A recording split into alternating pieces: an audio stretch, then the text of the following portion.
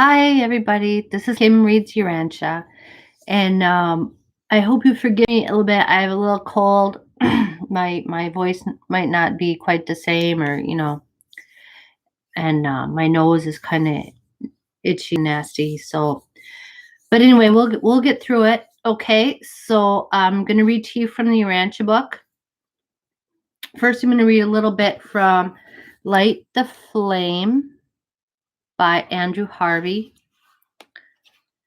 And this is a prayer from Cesar Chavez, who was a great activist in the 70s for migrant workers, for farm workers' rights. And he died in 1993, I believe. Okay. So, and a Latino person. Anyway, okay. This is a prayer of the farm workers' struggle. Show me the suffering of the most miserable, so I will know my people's plight. Free me to pray for others, for you are present in every person. Help me take responsibility for my own life so that I can be free at last. Freedom equals responsibility. Yes. Grant me courage to serve others, for in service there is true life. Give me honesty and patience so that I can work with other workers. Bring forth song and celebration so that the Spirit will be alive among us. Let the Spirit flourish and grow so that we will never tire of the struggle. Let us remember those who have died for justice, for they have given us life. Wow. Help us love even those who hate us so we can change the world. Amen. Cesar Chavez. Wow. Okay. That's so great. Yep. Help us love even the ones who hate us. So don't carry a grudge against those people who are trying to put you down. They're just doing what they do. And the ones who have died for our sake, they've given us life.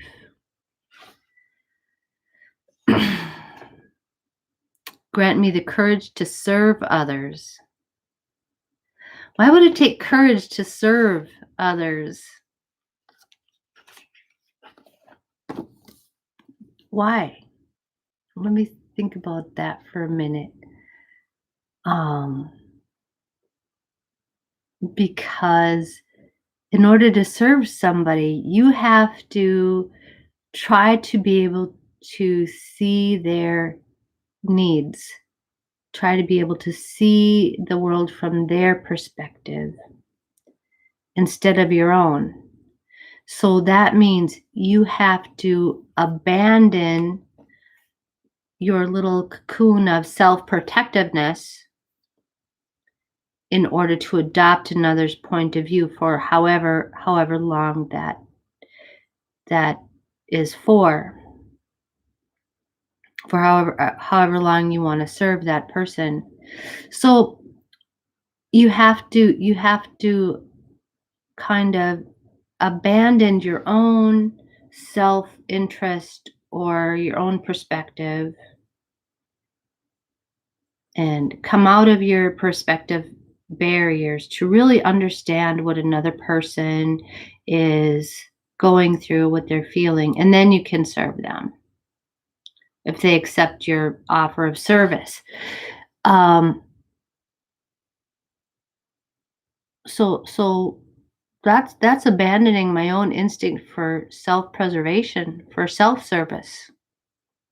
because that's what we're born to. We're born with that instinct for self service, self preservation. But in order to really serve somebody else, you have to find what they need, not what you need. See, and that's so because what goes for the name of service so often in our society, in our culture, we're giving to people, we're serving them, but really we're doing it to serve ourselves. We're doing it out of our own need for self-aggrandizement or something selfish. We're only doing it when it's convenient, right? We're only doing that when that's convenient for us. We're not really making ourselves vulnerable. We're not exposing ourselves to that.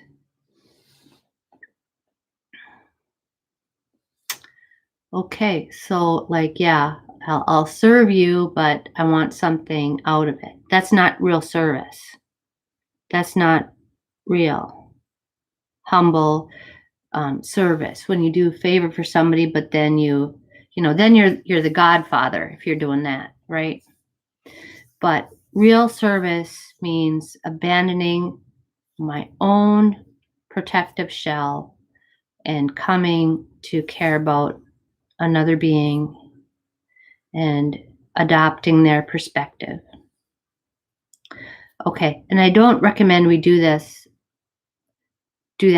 all the time. Like, the knights served King Arthur and it was such a big deal. Give them, your sword. And whenever King Arthur says to go do something, you have to go do it no matter what. That kind of thing is what they, okay, but for a certain amount of time, you can do that. Okay. You can really listen to somebody tell you what their understanding of their situation is, or whatever it is. And try to help them. But you have to be invited to do that too. Not all of us are invited to do that by that person. Sometimes you want to serve somebody, you really want to, but then again, that's an egoic need, because what you're really looking for is to be appreciated by some person. So you want their love. So you want to be able to do something to earn their love. Well, they don't really care that but you want something from them. So to do this without selfishness, it's not as easy as it seems it should be at the get-go. Anyway, okay, I'm going to stop and we're going to read from the Urantia book. We're going to read part 3 of paper 6, section 3, paper 6. Ministry of the Father's love. Okay, the Son shares the justice and righteousness of the Trinity, but overshadows these divinity traits by the infinite personalization of the Father's love and mercy. The Son is the revelation of divine love to the universes. As God is love, so the Son is mercy. The Son cannot love more than the Father, but he can show mercy to creatures in one additional way. For he not only is a primal creator like the Father, but he is also the eternal Son of that same Father, thereby sharing in the sonship experience of all other sons of the universal Father. Okay, so in this way, the eternal Son is more like us than the Father, because he is he came from the Father, and he receives the Father's love the same as we do. Okay? So the first source is less like us than the eternal Son is.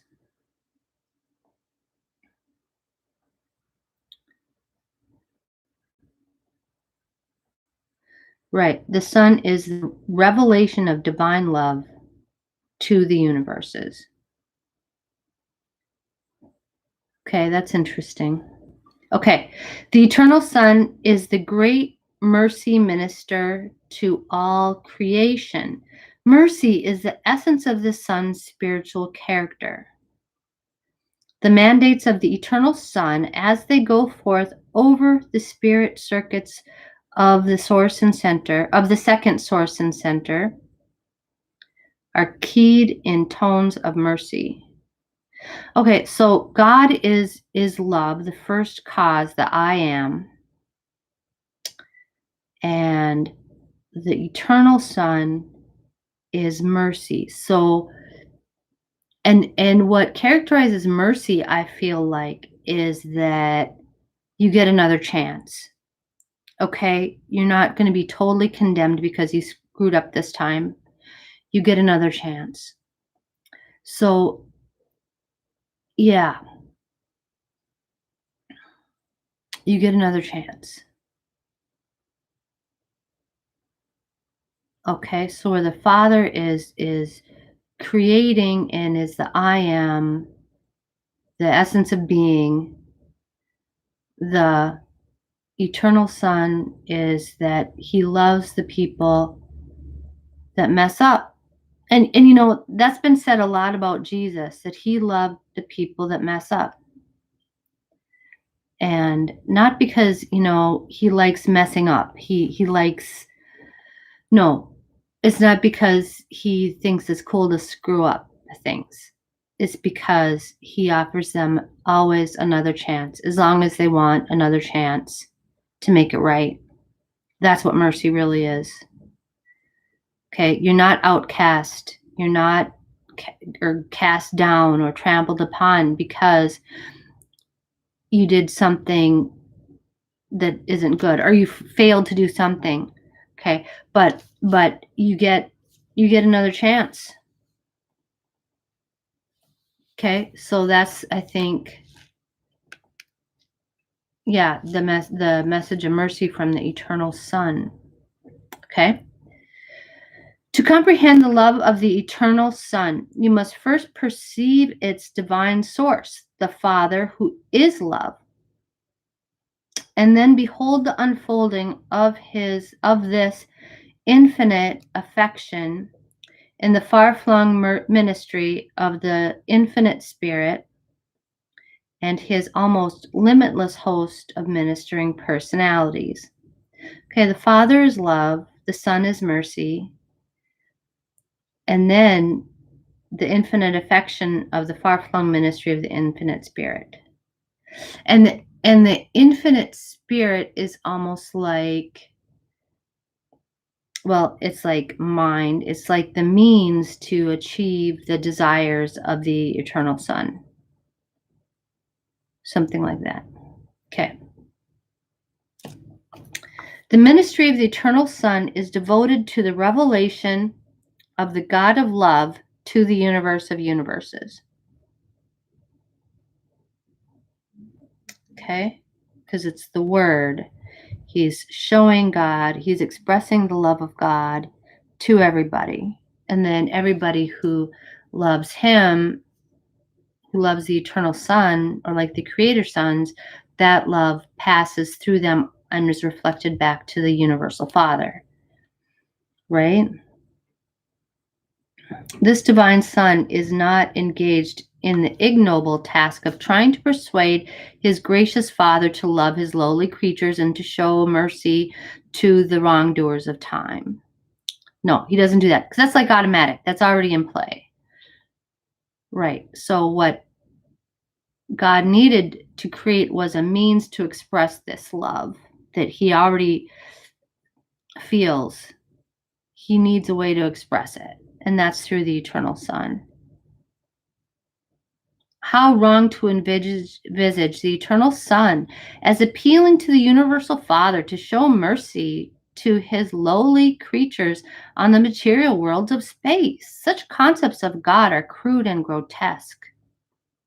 Rather, should you realize that all the merciful ministrations of the sons of God are a direct revelation of the Father's heart of universal love and infinite compassion. The Father's love is the real and eternal source of the Son's mercy. Okay. Now that totally makes sense to me. Yep. So the Father never had to be convinced or never needed any blood price to love us. It's always loved us. It's always been in the play. It's always been there. It's just it needs the Son to express that love. It's like the Father who loves his son, loves his child, but somehow he doesn't understand this child well enough to be able to convey that love in a non-threatening way, Like I'm thinking of a regular mortal human family that, the son doesn't know, feels misunderstood and is angry, and the father is trying to explain to him how much he loves him, but is coming off as imperious or condescending or something like that, and has a hard time communicating this love, right, to his children. He doesn't know how to do that, how to show himself, how to present himself in the best way to the child. So that's where the intervention of the Son comes. God is love. The Son is mercy.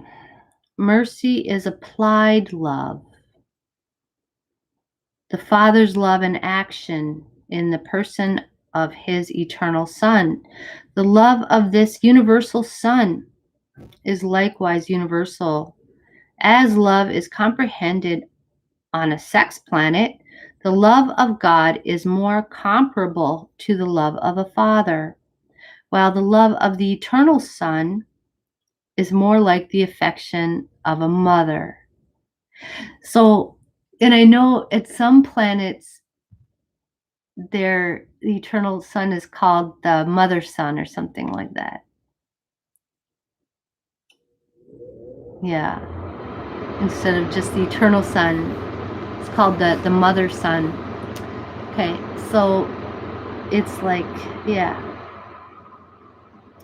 Crude indeed are such illustrations, but I employ them in the hope of conveying to the human mind the thought that there is a difference, not in divine content, but in quality and technique of expression between the love of the Father and the love of the Son.